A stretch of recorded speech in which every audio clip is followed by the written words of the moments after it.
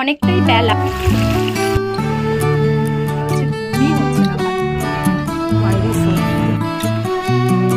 হরে কৃষ্ণ সুধী ভক্তবৃন্দ, আশা করি আপনারা সকলে ভজন কুশলে আছেন। আবার একটি নতুন ভিডিওতে আপনাদের সকলকে জানাই স্বাগত, সকলকে জানাই শুভ সকাল। আজকে হলো মঙ্গলবার, আর আজকে মঙ্গলবারও দর্শনটা কালকের মতনই, কিন্তু একটু সুন্দর করে সাজানো আছে। আর গোপুসোনার পাগড়িটা বারবার পড়ে যাচ্ছে, এই যে দেখুন। আর কালকে অনেকগুলি ফুল সংগ্রহ করেছিলাম, সেখান থেকে কিছু নিয়ে পুজো করেছি, এই যে দেখুন। আর এই যে আমার ভোলে বাবা, কালকে রাতে পরোটা বানিয়েছিলাম, ওগুলো আছে, ওগুলোই আজকে সকালে প্রসাদ পাওয়া হবে। তাই ভগবানকে এই যে হার্ট শেপের এই বিস্কুটগুলো কিনে আনা হয়েছিল, এগুলো দিয়ে ভোগ নিবেদন করেছিলাম সকালে। আর বাল্যভোগে সেরকম কিছু নিবেদন করা হয়নি, কারণ আজকে আমার মঙ্গলারতি মিস হয়ে গেছে, জল ছিল না আর কারেন্টও ছিল না। সেই জন্য কারেন্ট না থাকলে তো এখানে জল পাওয়া খুব মুশকিল। তো চলুন এখন আমরা সকলে মিলে সকালের প্রসাদ পাবো, তারপরে বাজার টাজার করে এসে আবার রান্নাবান্না হবে।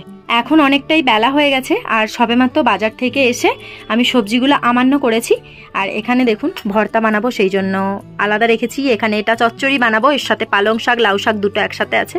আর আজকে শাকই শাক, এখানে যে নোটে শাকও নিয়ে এসেছি, আর সঙ্গে কিছু লাউয়ের ডাঁটা রেখে দিয়েছি। এখানে এগুলো ঝিঙেগুলো রেখেছি, এগুলো দিয়ে ঝোল হবে। আর এই যে এখানে আছে ক্যাপসিকাম, কারণ ক্যাপসিকাম আলু দিয়ে তরকারি রুটির সাথে খুবই ভালো লাগে।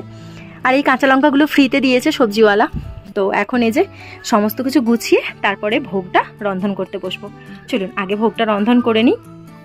আর এই গরমে আমার অবস্থা খুবই খারাপ, কবে যে এখানে গরম যাবে। যদিও এখানে বেশি দিন গরম থাকে না, কিন্তু এই 2 মাসই যে গরম থাকে, এই গরমটাই না আমাদের সহ্য হয় না। এখনই প্রায় 35 ডিগ্রি মতন গরম, এখন বাজে 1টা। তো এখন ভোগ রন্ধন করা হয়নি, আজকে সমস্ত কিছু লেট, তো লেট একদম অনেক লেট। তো চলুন আগে সমস্ত কিছু রেডি করে নিই ওখানে, তারপরে ভোগটা রন্ধন করতে বসবো। আর এই যে একজন ঘুরোঘুরি করে হাল্লা, হরে কৃষ্ণ নীলমাধব। হরে কৃষ্ণ। বাবা এত সেজে গুজে কোথায় যাবে? কোথাও নেই। এত কেন সাজুগুজু করেছো? এত ওয়াচ টোয়াচ পরে কি ব্যাপার? ভালো আছো? কতটা? অনেকটা। হরে কৃষ্ণ। তো চলুন এখন রান্নাটা বসাই আগে।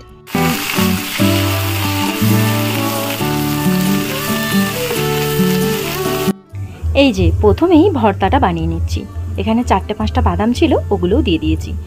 আর এই লাউ পাতার ভর্তাটা আমি তো এর আগে আপনাদেরকে বলেছি, বাংলাদেশের এক মাতাজি বলেছিলেন, সেই জন্য বানিয়েছিলাম।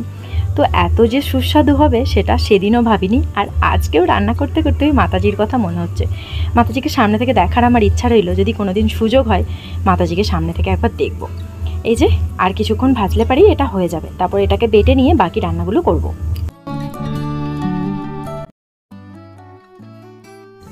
ভর্তাটা বানিয়ে রেখে এখানে আমি সবজিগুলোকে ভালো করে ভেজে নিচ্ছি। বানাবো লাউ শাকের চচ্চড়ি, তো আগে তো বড়ি ভাজতে ভুলে গেছি, সেই জন্য এই কড়াইটাতে বড়িটাকে ভেজে নিচ্ছি।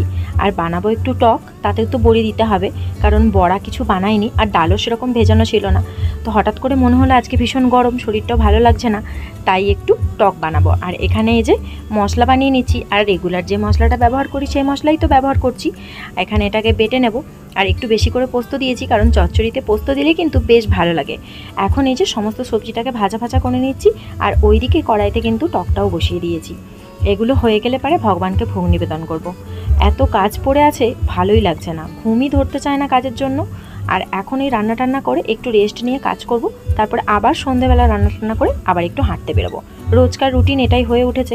তবে সকালবেলা আজকে জবটা কমপ্লিট করে ফেলেছি। জব বাকি থাকলে ভীষণ চিন্তা হয়, কারণ জব করার মতন সময় আর এখন পাই না। তাই সকালবেলা উঠেই আগে চেষ্টা করি কমসে কম 8 মালা জব করে নেওয়ার। বাকি তো একটু একটু করে সারাদিনে করে নিতে পারবো। আর আমি সেরকমভাবেই জব করি, কখনো একেবারে জব করি না। প্রথমত তো গাঁটে গাঁটে যন্ত্রণা হয়, তারপরে ঘুম পায়।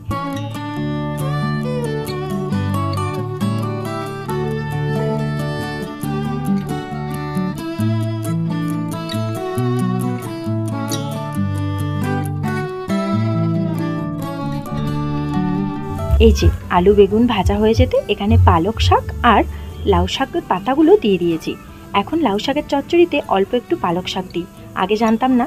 আগে জানতাম যে বাঁধাকপি দিয়ে হয়, তবে পালক শাক যে দেয় জানতাম না। অল্প একটু দিলে স্বাদটা বেশ ভালো হয়, তবে বেড়াবাবুর একদমই পছন্দ না। জানি না আজকে বেশি করে প্রসাদ পাবে কিনা।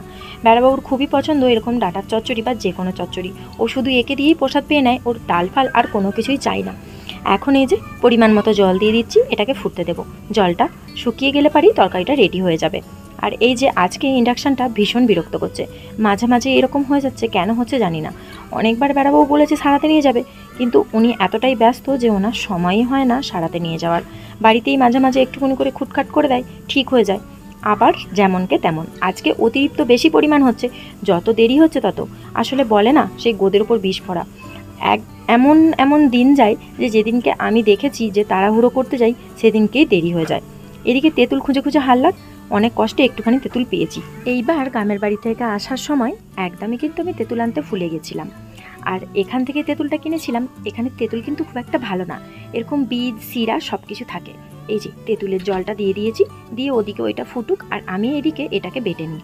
এটা বেটে নিলে পারে কিন্তু সমস্তটা রেডি হয়ে যাবে। অন্যটাও রেডি হয়ে গেছে আর এখানে সব কিছুই রেডি হয়ে গেছে।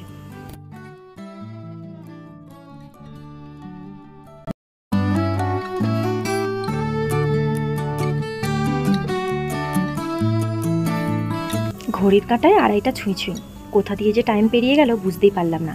এখন এই যে ভোগ নিবেদন করব, তারপর আমরা সকলে প্রসাদ পাবো।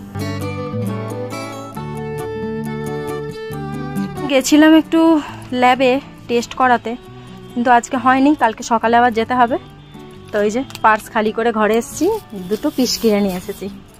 তো বানাবো গ্রাউন্ড, মানে যেরকম আমি পড়তে ভালোবাসি, তো 2 রকমের পিস কিনে নিয়ে এসেছি। এইটারও বানাবো একটা, এইটারও বানাবো একটা, কিন্তু বেড়াবউ বলছে সালোয়ার কামিজ বানাতে।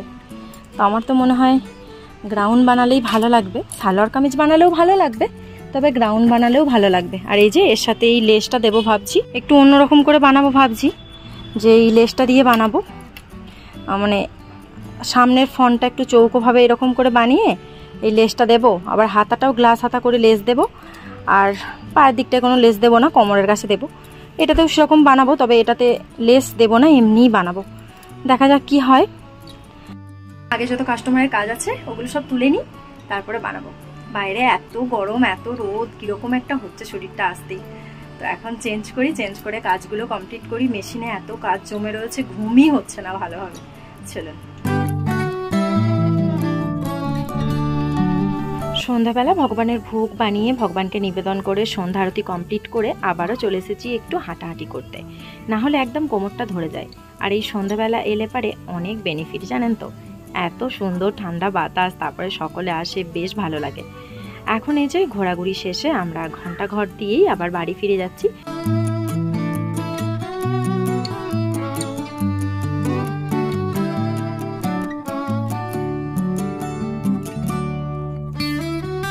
ভগবানের থালিটা ঢাকনাটা খুললাম, এখন এগুলোকে সব ভোগের সাথে মিশিয়ে আমরা সকলে প্রসাদ পাবো। সকলকে শুভরাত্রি, সকলে ভালো থাকবেন, সুস্থ থাকবেন, সাবধানে থাকবেন। ভিডিওটি কেমন লাগলো অবশ্যই কমেন্ট করে জানাবেন। হরে কৃষ্ণ, হাই বল।